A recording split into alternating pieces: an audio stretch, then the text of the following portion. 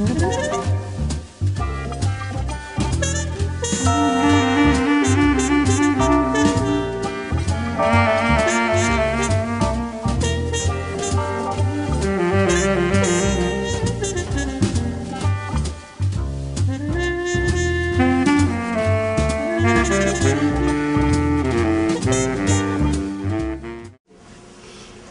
evening. Welcome to the Kellogg-Hubbard Library. My name is Senechal. I'm the Program and Development Coordinator here at the library.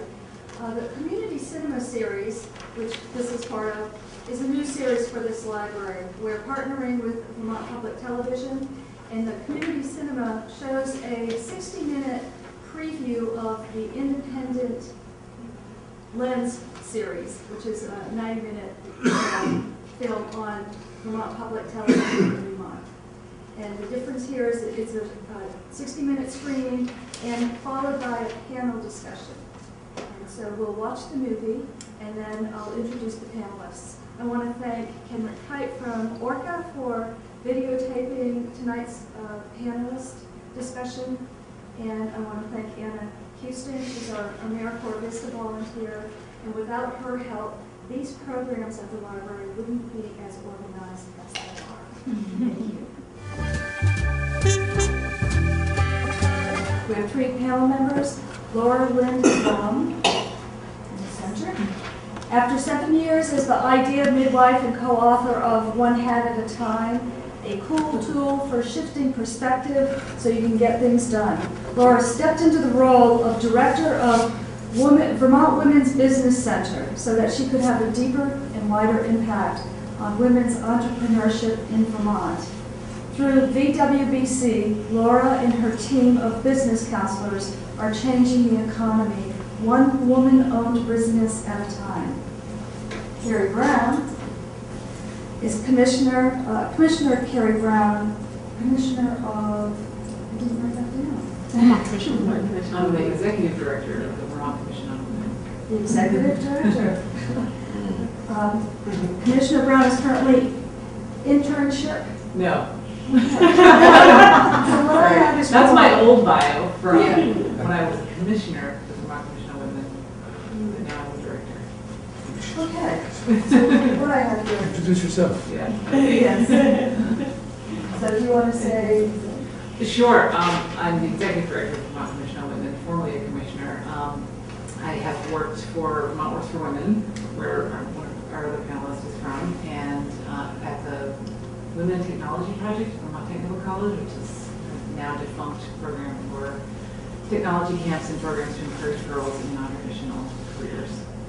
And then I've also worked at Vermont University and Vermont Women's Center. And Rachel Jolly. Rachel Jolly is the Director of Women's Programs at Vermont Works for Women. So far, so good. Where she oversees a variety of quality programming that helps women recognize their potential and work toward economic independence. For 3 years, she worked as a VWW program coordinator, training women interested in careers in painting, carpentry, law enforcement, and other non-traditional careers for women. She was also part of the formation, design, and implementation of Vermont Works for Women's Transitional Jobs Program, helping women transition from incarceration or off of state assistance into the workforce. With a Master's in Education and Environmental Education from Rhodes University in South Africa and a BS in Environmental Studies from the University of Vermont, Rachel has helped bring a green element to Vermont Works for Women programming, including carpentry, electrical, and plumbing training courses with a focus on sustainability. Please help me welcome.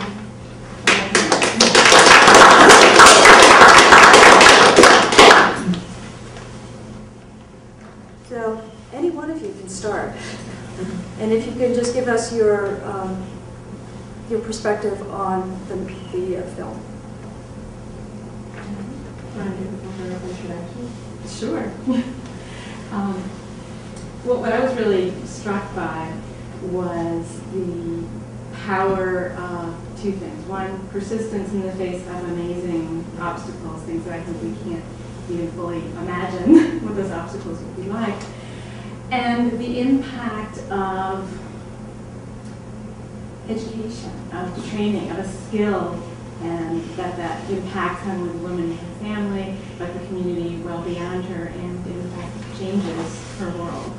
And the world of everybody else around her simply by their experience. So it's humbling to see that and a challenge to make it happen. Several things really struck me about this. And it was a little bit, as you said, that, when first watching it, it's amazing the obstacles they have to overcome, and it seems even hard to imagine what they're facing. But then, by the end of it, I was thinking, well, let's see, she was facing an insecure housing situation. She didn't have reliable care for her children. She didn't have a job. She didn't have adequate education. She didn't have support of her family to do what she wanted to do. These are things that women in Vermont are facing every day, all the time. And then when you kind of clear away a lot of the stuff that's not like us, you find under there's a lot of the really the same challenges that people are struggling with. And I think one of the other things that really struck me was at the end.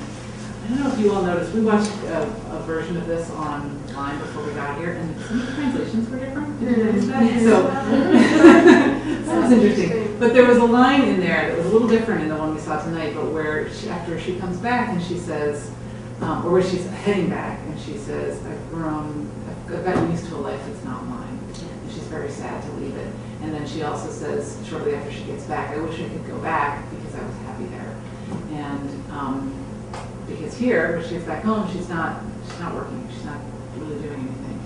And just earlier today, at the Vermont Commission on Women meeting, we showed a film called Little House in the Big House, which is about the modular home building program that Vermont Works for Women used to run in the women's prison here in Vermont, which is no longer running because the women are now housed in a prison that can't accommodate this program. But in that film, there was a woman who, at the end, when it was all done, she was out and she was reflecting back on her experience and saying, I feel sad and depressed that I'm not still back there. I'm not still doing that. And isn't that crazy that I'm wistful for jail, but I'm not doing anything now. And then, I was getting up and putting on my tool belt and my hair out and going to work. And it just speaks to the power of work, having something that your life is about and that makes you feel like you're contributing. And it's a universal that people are striving for. So definitely what struck me comes from those kinds of threads. Definitely the power of education, the power of educating a female, and how that can be different than educating a male. Certainly, obviously, in a traditional culture like this, but I think in the States as well, where women tend to be the caregivers of a household and might have a ripple of their education might reach more than just themselves. In addition to what Cary was mentioning, I think there's something powerful about non-traditional education. Just there is something about tools and technical education and the ability to manipulate things of our world, natural resources or engineering or a whole slew of the STEM careers, the science, technology, engineering, and math careers that we're starting to hear more about, promoting especially girls trying to get more girls and women into those kinds of careers.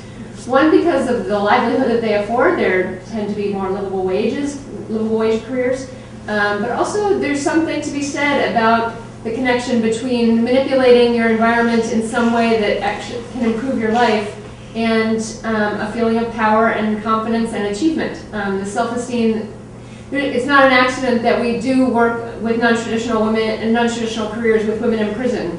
Even though we're not necessarily wanting to churn out a whole bunch of future carpenters or electricians, there's something so powerful about a tangible product of your efforts and be able to see that there was nothing when you started and a home when you finished that can really increase your self-esteem in a way that you could never teach about in a classroom. You need to achieve something to increase self-esteem. And women traditionally, especially incarcerated women, have very low self-esteem. And so, not women traditionally. I mean, I'd say that it's more of a pattern in our society anyway for women to have issues with low self-esteem. Certainly incarcerated people in general, and for sure women. When we have women who are applying to our transitional jobs program, generally one of the top answers that they they say to us that they want to get out of the program is not a job, but a higher self-esteem. They just want to feel better about themselves, and that you can see the transformation, I feel like, in this film in terms of the confidence and the voice that the characters have found in terms of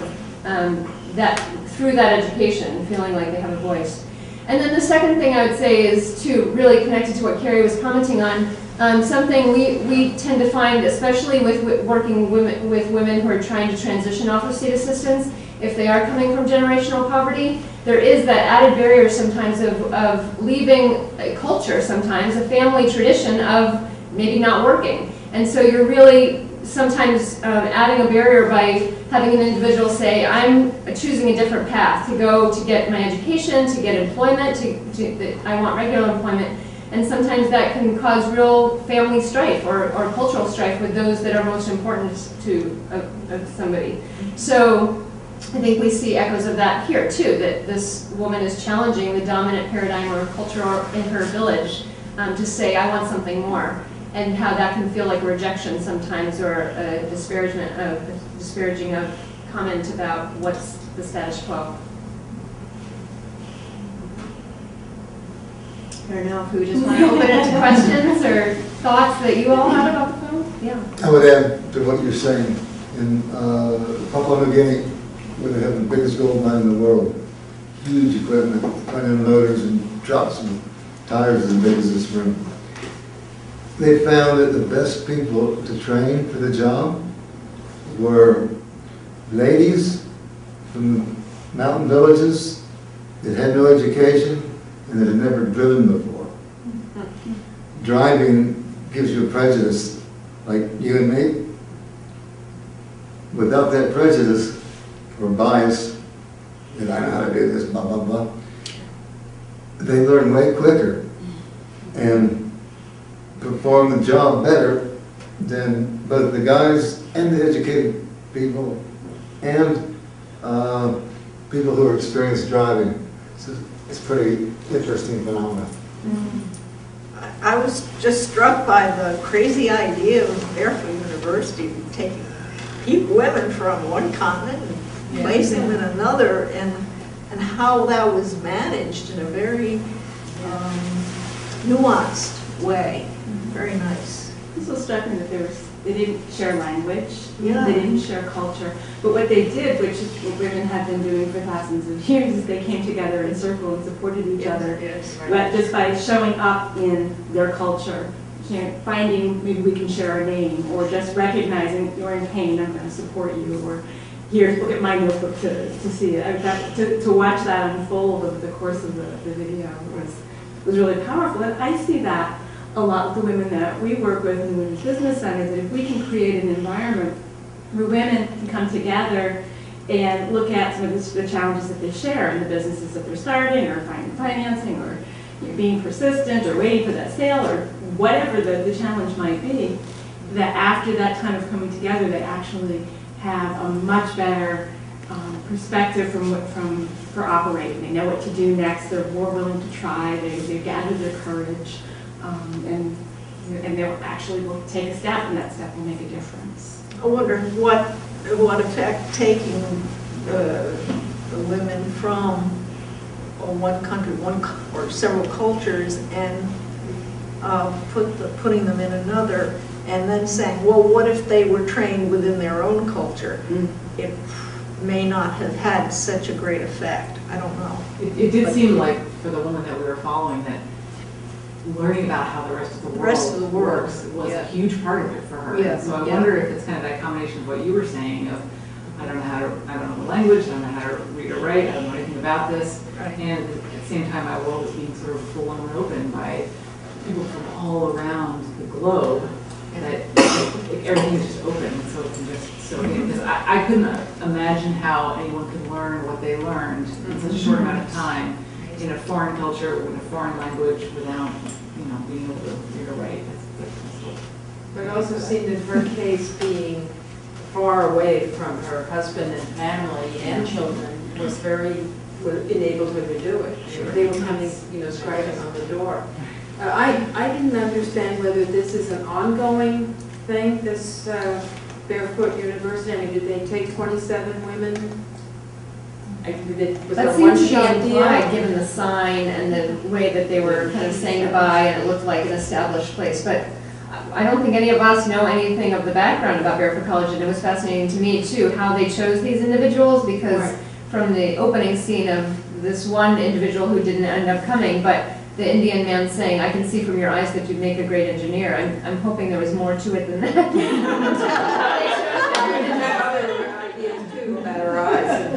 Yeah, so I'm fascinated to know a little bit more of the backstory of who funds Barefoot College and how do they choose their students. And there were 29 of them, and we only saw, I don't know, Maybe maybe 10. Yeah, maybe. Yeah.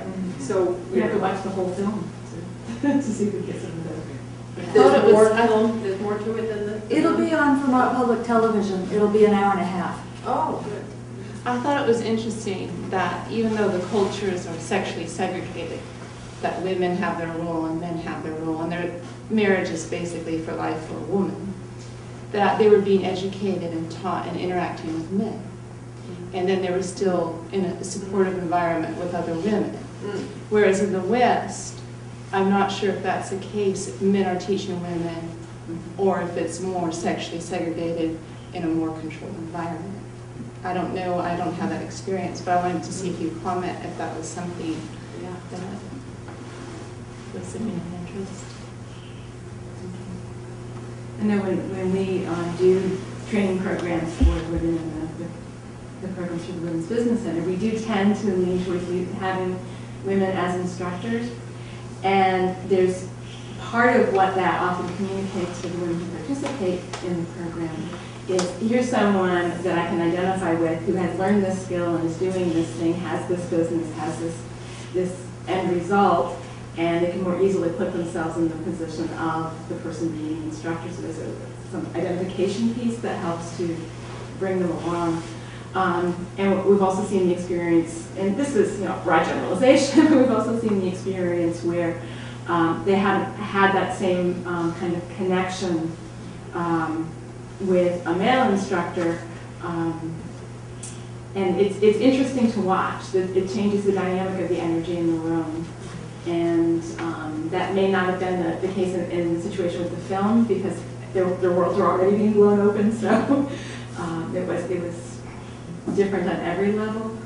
And our experience has been that women have felt more comfortable and have tended to learn more effectively when they had female instructors in the context of the programs that we've done. I just find it's interesting that we're educationally segregated, Yes. but not socially, and then the opposite happens. That happens there. Yes.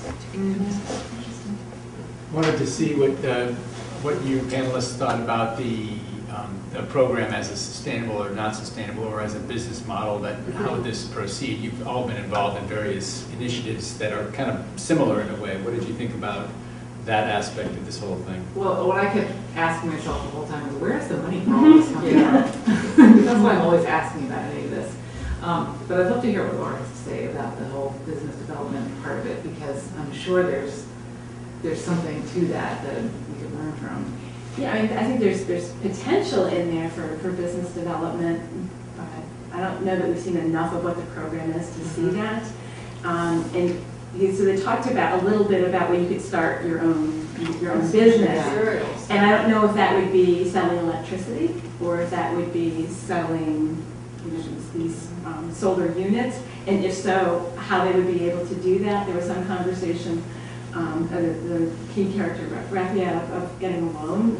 So I don't think we have enough, I don't have enough information about the program from a business model standpoint to say, that I can see exactly how they would carry it out in the villages. There's some big missing pieces there. They had electricity.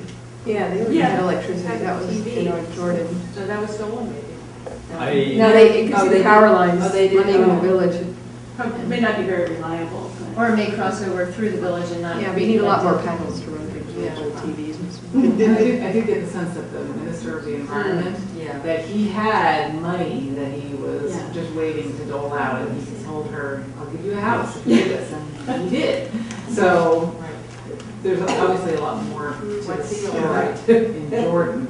don't know what it's like in the other countries. I think it's probably true that in Oman there are people who are that are in the administration in Oman who are worrying about the Bedouins that are still living in tents in Jordan.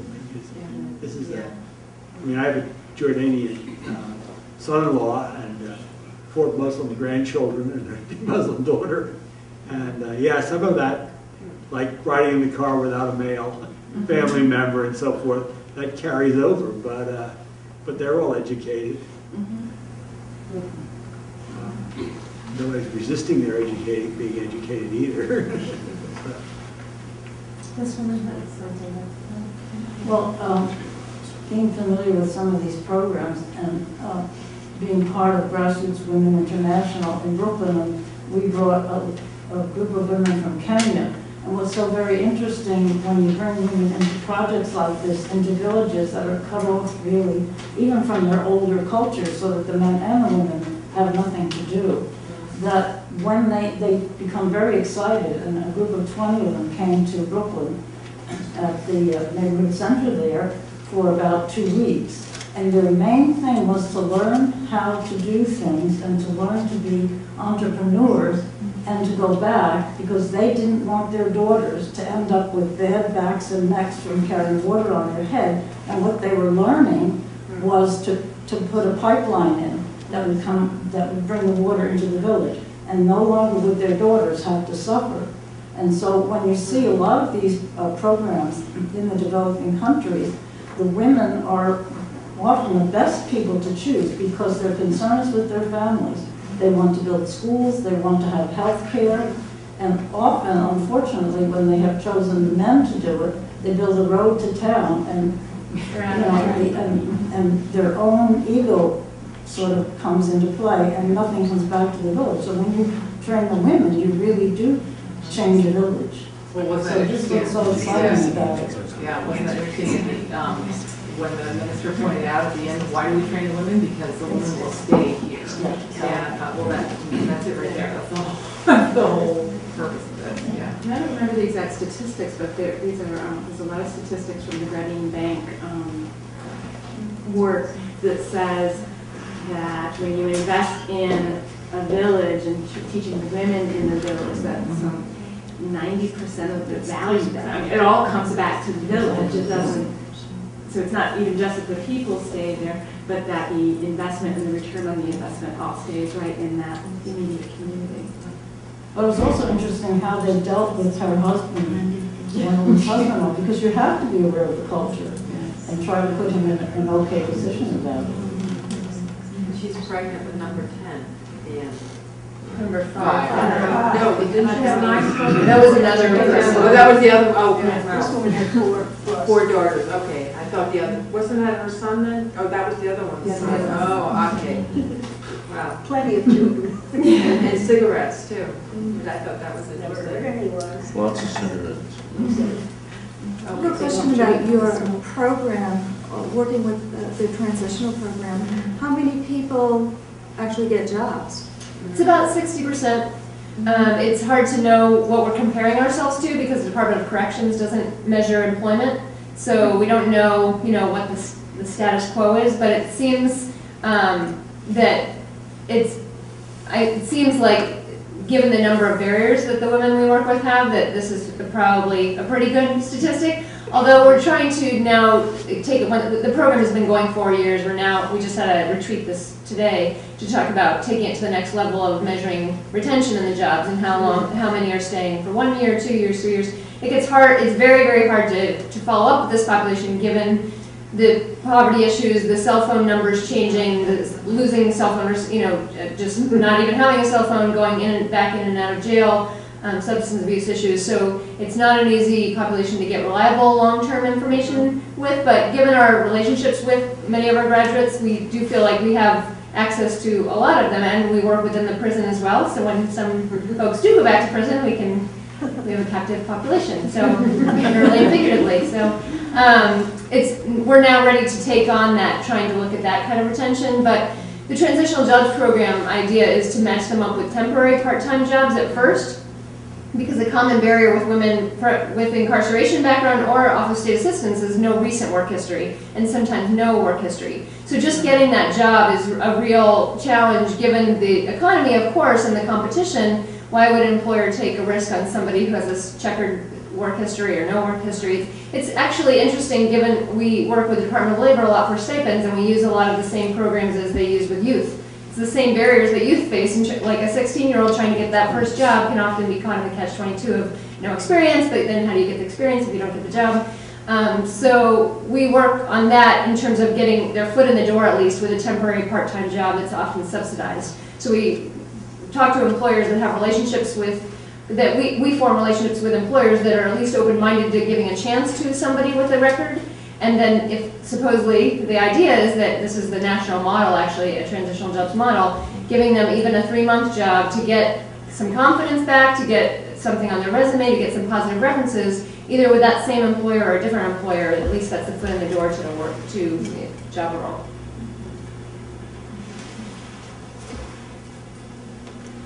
Thinking of areas in the world with a lot of poverty and a lot of unemployment, so often we think of the number of unemployed as being many, many young men. And I wondered if, philosophically, there's any program of what to do with those men. It seemed like the men in this movie were superfluous or not driven to change their lives and didn't really have a direction to go. That worries me. That's a resource that we should take advantage of somehow. I don't have any ideas, but what happens to the men in these cultures in poverty? It's kind of hard to make broad generalization answers to that, but I think it's a good perspective. This film obviously was just taking a slim snapshot of even this Barefoot College, and it's hard to, there seems to be a lot of context missing about the general state of the village, why all 300 people in the village were unemployed. How did that come to pass? But I think it's definitely a valid question, even in the West, even in this country, especially now, given the statistics of more women getting college degrees than men, and men traditionally being in some of the trade jobs that actually aren't doing so well anymore as the economy gets more technologically astute and moves away, say, from steel production or manufacturing jobs where men traditionally have been employed. So I think there's those conversations going on in a broader way. What about the men? Because obviously it's their. We hope they don't all become soldiers. I mean, I'd rather we didn't use our young men in wars. There must be a better way. One thing about the men in those cultures is that, in the other cultures, is that they become very proud, actually, as time goes on, with what happens in the village and their white, and so they can feel credit from that. It really lifts up the whole village, and then the younger, all the children usually go to school, so it does bring something different. It's interesting, if you're talking about the young men, the culture that I have been to is in Haiti, and there, there's no work and there's no chance for most people to get beyond a little bit of education, if any. And when I was there last time, in this little town, all these young men had small motorcycles, and it turned out, and I said, and they're washing them and hanging out, but they also are doing moto taxis. And it turned out that a manufacturer in China produces them very cheaply, and then they sort of give them a loan or whatever, and then if they meet whatever requirement, they get to keep the motorcycle. And apparently it wasn't a long process. And these are guys that often, also would get into violence or just hanging out doing nothing. And then I wasn't going to get on one with 2 other people, but it turned out that was necessary. And they make a point to drive well because they don't want to not have business. So there it was just like, they had a toy, they had to do mechanics and the whole bit. So it's a business. Yeah, well, and I needed one too, yeah. But it is complex, and people who are idle. And look what those people, where she lived in Jordan. I mean, there's.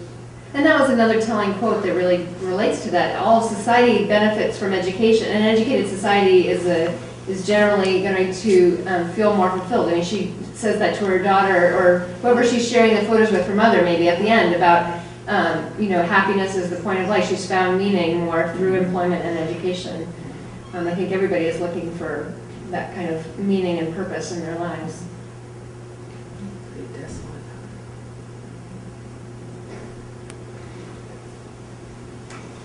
I would point out that in the movie, the one lady and the one solar panel, in many places in this world where it's poverty-stricken or quote-unquote what they call primitive, they do have wireless. So in a village of 200 people or whatever, if you've got a couple solar panels, you can charge your wireless telephone, and you got contact with the outside world, and to do business, small scale, but very meaningful. If you have more than two, you can have light, which is incredibly important. Now the kids can study at night. Now the adults can see at night. It's a huge improvement on being dark when the sun goes down. So it seems small and insignificant to us, but in fact it's big. And then the third thing would be clean drinking water, of course. If there aren't any other questions, what I would like each of you to do is to give us contact information about each of your organizations. Yeah. And any final thoughts. Okay.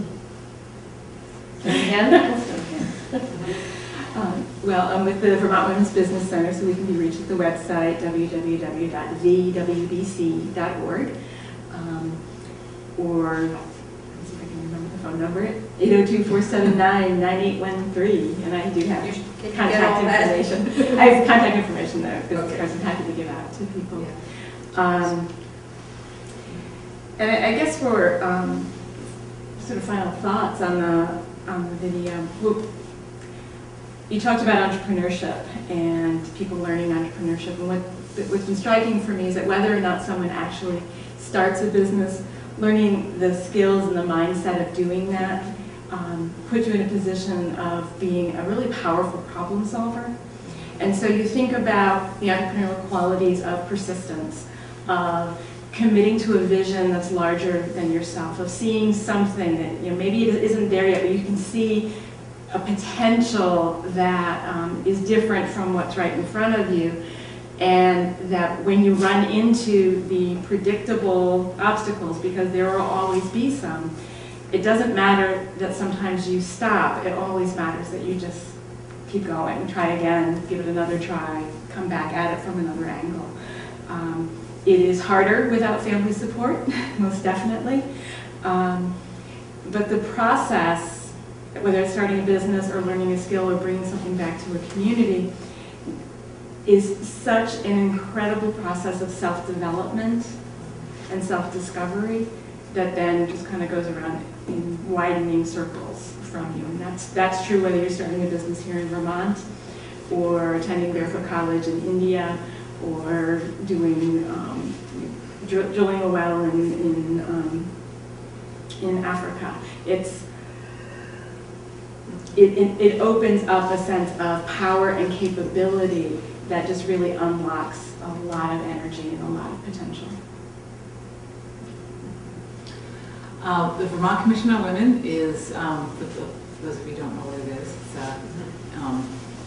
it's a state agency whose sole concern is issues that concern young women and girls. And so we do education, we do advocacy, we do provide information, and you can read more about our work on the website, which is at women.vermont.gov. And I can't tell you the phone number. As far as very impressed that you rattled off. I've been on the job for 2 weeks, so I don't know. But maybe I will at some point. But we have, there's a ton of information on the website, including a publication called The Legal Rights of Women in Vermont that we just recently revamped and brought up to date. And it covers, you name it, anything. It covers domestic violence, divorce, education, renters' rights, social security issues, anything that people could be thinking that, it's not just a resource for women, although it's geared towards women, but that's downloadable on the website. And then We also have an email newsletter kind of thing called View, which you can get on the list, and then you'll get these periodic updates that are just, events that are happening, or, things of interest, conferences, speakers, things just to kind of keep folks updated. If you go to our website, you can sign up for that and get on that list, and that's a good way to get a lot of information about what's going on in Vermont. And Vermont Works for Women's website is vtworksforwomen.org. And our phone number is 655-8900. And I also have business cards if anybody wants to contact me. Our website does describe a lot. It does mention our 25th anniversary, which we're celebrating this year, which we're quite proud of, and had a great launch event this past Friday to celebrate the power of work, just for anybody, but especially for women. And so we have an exhibit that goes along with that. It's actually started at the beginning of this year when we solicited nominations from anybody all over the state to nominate women that A, loved their work, and 2, inspired others. And we received over 150 nominations, from which we selected 29 honorees. And a professional photographer went and took pictures of each of those women in their workplace, and then girls from our program were trained from the by the Vermont Folklife Center to interview these women about their work and about their stories. And so those interviews were recorded, and this exhibit, the photos and the audio interviews, is going to be traveling around the state. Right now it's in Winooski through the end of the calendar year, but in February we'll be here in Montpelier at the State House. So I think the unifying thing that we're trying to talk about in that exhibit is the power of work and how to draw these stories from others, because it's often a shame that women do feel alone in their path while they're choosing either their education and training or their next job. So I guess I would encourage any of us to start asking, if you haven't already, your kids, your parents, the people that you respect, about how they ended up in the jobs that they are doing, any regrets that they had, what they're glad that they did. Just learning from each other's stories about work can enrich, I think, all of our lives. It's called Labor of Love. Yes. That's a great title. Thank you. Well, I want to thank you very much for the panel, and thank you for coming. And we will put the contact information for each of them on Facebook. And so I hope that you can get on our website and our Facebook page for that information.